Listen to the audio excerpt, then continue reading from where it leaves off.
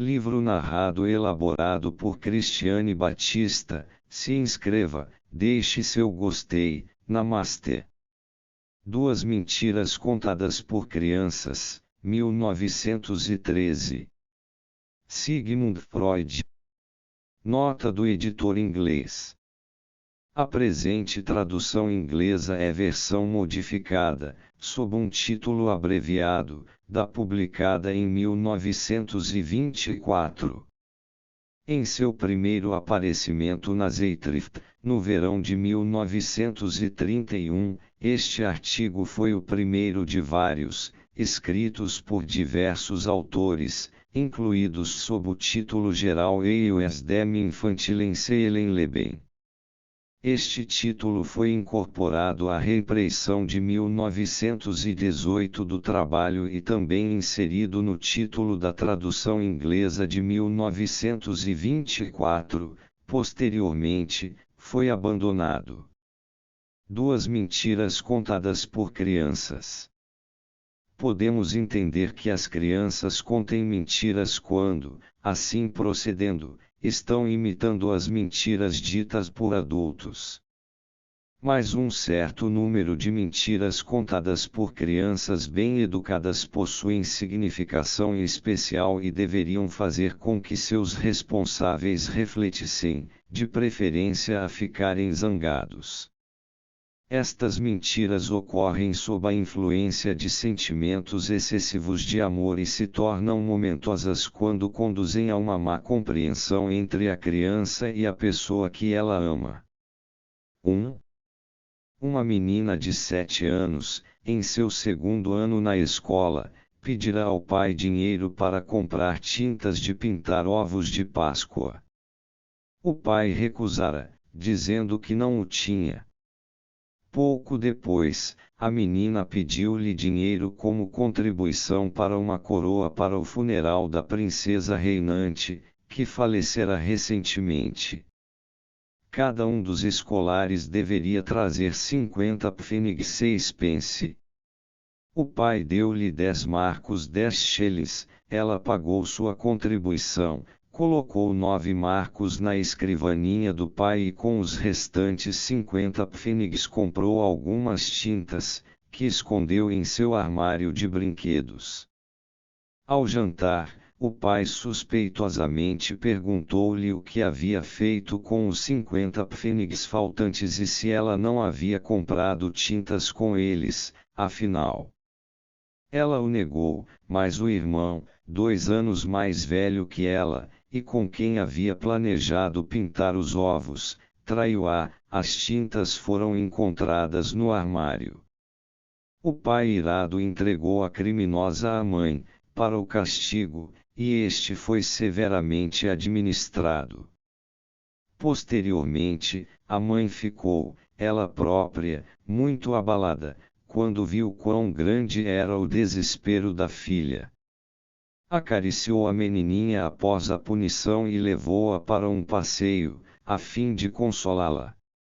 Mas os efeitos da experiência, descritos pela própria paciente como o ponto decisivo em sua vida, mostraram ser ineradicáveis. Até então, fora uma criança brincalhona e autoconfiante, depois, tornou-se acanhada e tímida.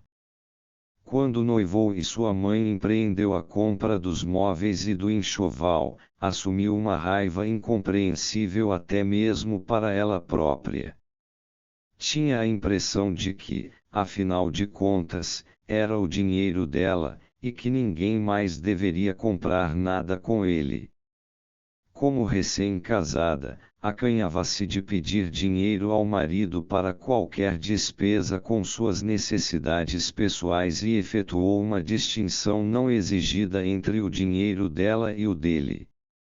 Durante o tratamento, aconteceu ocasionalmente que as remessas do marido a ela se atrasassem, de modo que era deixada sem recursos numa cidade estranha.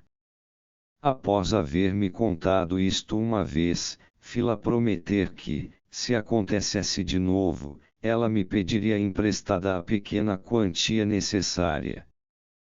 Prometeu fazê-lo, mas, na ocasião seguinte de dificuldades financeiras, não se ateve à promessa, mas preferiu empenhar suas joias. Explicou-me que não poderia receber dinheiro de mim. A apropriação dos 50 pfennigs em sua infância tivera uma significação que o pai não poderia adivinhar. Algum tempo antes de começar a ir à escola, fizera uma travessura singular com dinheiro. Um vizinho, com quem mantinham relações amistosas, mandara a menina com uma pequena soma de dinheiro, na companhia de seu próprio filho, que era ainda mais moço, comprar algo numa loja.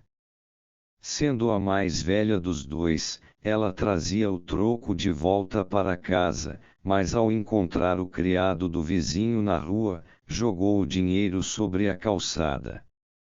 Na análise desta ação, que ela própria achava inexplicável, ocorreu-lhe pensar em Judas, que jogara fora os 30 dinheiros de prata que recebera por trair o mestre. Disse que certamente se achava familiarizada com a história da paixão, antes de frequentar a escola. Mas de que maneira poderia ela identificar-se com Judas? Quando contava 3 anos e meio de idade, tivera uma babá de quem gostava extremamente. Esta moça envolveu-se num caso amoroso com um médico cuja clínica cirúrgica ela visitou com a criança. Parece que, nessa ocasião, a criança assentiu a diversos atos sexuais. Não é certo se ela viu o médico dar dinheiro à moça, mas não há dúvida de que, para assegurar-se do silêncio da menina, a moça deu-lhe algumas moedinhas, com as quais compras foram feitas, provavelmente doces, no caminho para casa. É também possível que o próprio médico, ocasionalmente, desse dinheiro à criança. Não obstante, por ciúme, a menina traiu a moça à mãe. Brincou tão ostensivamente com as moedas que trouxera para casa que a mãe não pôde deixar de perguntar: onde foi que você conseguiu esse dinheiro? A moça foi despedida. Tirar dinheiro de alguém veio assim a significar precocemente para ela uma rendição física, uma relação erótica. Tirar dinheiro do pai equivalia a uma declaração de amor. A fantasia de que o pai era seu amante era tão sedutora que, com seu auxílio, seu desejo pueril de tintas para os ovos de Páscoa facilmente pôs-se em ação, apesar da proibição. Ela não podia admitir, contudo, que se havia apropriado do dinheiro, foi obrigada a negá-lo, porque seu motivo para o feito, inconsciente para ela própria, não podia ser admitido. A punição do pai constituiu assim uma rejeição da ternura que ela lhe oferecia, uma humilhação, e, dessa maneira, desencorajou-a. Durante o tratamento, ocorreu um período de grave depressão, cuja explicação levou-a a recordar-se dos acontecimentos aqui descritos, quando, em certa ocasião, fui obrigado a reproduzir essa humilhação, ao pedir-lhe para não me trazer mais flores. Para os psicanalistas, mal preciso enfatizar o fato de que, nessa pequena experiência da criança, temos diante de nós um daqueles casos extremamente comuns em que o erotismo anal primitivo persiste na vida erótica posterior. Mesmo o desejo dela de pintar ovos com tintas derivava da mesma fonte. 2. Uma mulher, que hoje se acha seriamente enferma em consequência de uma frustração na vida, foi, em outros tempos, uma moça particularmente capaz, amante da verdade, séria e virtuosa, e tornou-se uma esposa afetuosa. Mais cedo ainda, porém, nos primeiros anos de vida, havia sido uma criança descontente e cheia de vontades e, embora se houvesse transformado de modo bastante rápido numa menina excessivamente boa e conscienciosa, havia ocorrências em seus dias escolares que, quando caía enferma, provocavam-lhe profundas autoacusações, e eram por ela encaradas como provas de depravação fundamental. Sua memória contou-lhe que, naqueles dias, a miúde gabara-se e mentira. Certa vez, no caminho para a escola, um colega dissera-lhe jactanciosamente: "Ontem tivemos gelo ao jantar." Ela replicou: "Ora, nós temos gelo todos os dias." Na realidade, não sabia o que gelo ao jantar poderia significar, só conhecia gelo nos compridos blocos em que é transportado, mas presumiu que deveria haver algo de grandioso em tê-lo ao jantar, de maneira que se recusou a ser suplantada pelo colega. Quando estava com 10 anos de idade, receberam a incumbência, na aula de desenho, de fazerem o desenho à mão livre de um círculo. Ela, porém, usou um compasso, produzindo assim facilmente um círculo perfeito, e mostrou sua realização em triunfo ao vizinho de sala. A professora chegou, ouviu-a gabar-se, descobriu as marcas do compasso no círculo e interrogou a criança. Mas ela obstinadamente negou o que havia feito, não se rendeu a nenhuma prova e refugiou-se num silêncio embirrado. A professora consultou seu pai a respeito e foram ambos influenciados pelo comportamento geralmente bom da menina ao decidir não tomar outras medidas quanto ao assunto. Ambas as mentiras da criança foram estimuladas pelo mesmo complexo. Como a mais velha de 5 filhos, a menininha cedo desenvolveu uma ligação inusitadamente intensa com o pai, que estava destinada, quando ela crescesse, a arruinar sua felicidade na vida.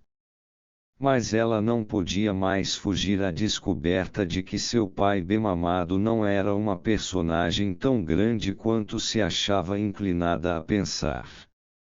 Ele tinha de lutar com dificuldades financeiras, não era tão poderoso ou tão distinto quanto ela imaginara. Mas ela não podia suportar esse afastamento do seu ideal. Visto que, como fazem as mulheres, ela baseara toda a sua ambição no homem que amava, tornou-se intensamente dominada pelo motivo de apoiar seu pai contra o mundo. Assim, gabava-se a seus colegas de escola, a fim de não ter de diminuir o pai. Mais tarde, quando aprendeu a traduzir gelo ao jantar por glace, suas autoacusações a respeito desta reminiscência conduziram-na facilmente a um pavor patológico de fragmentos ou estilhas de vidro. Seu pai era um excelente desenhista e a miúde despertara o prazer e a admiração dos filhos através de exibições de sua habilidade.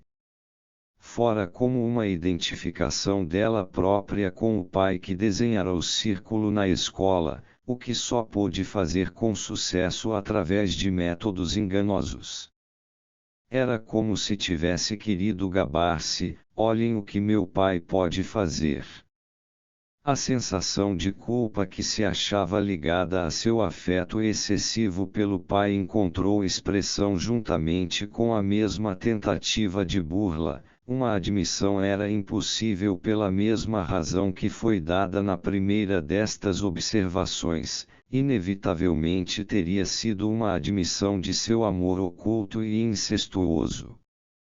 Não devemos pensar levianamente em tais episódios da vida de crianças. Seria sério equívoco interpretar más ações infantis como estas como prognóstico de desenvolvimento de um mau caráter. Não obstante, elas se acham intimamente vinculadas às forças motivadoras mais poderosas nas mentes das crianças e anunciam disposições que levarão a contingências posteriores em suas vidas ou a futuras neuroses.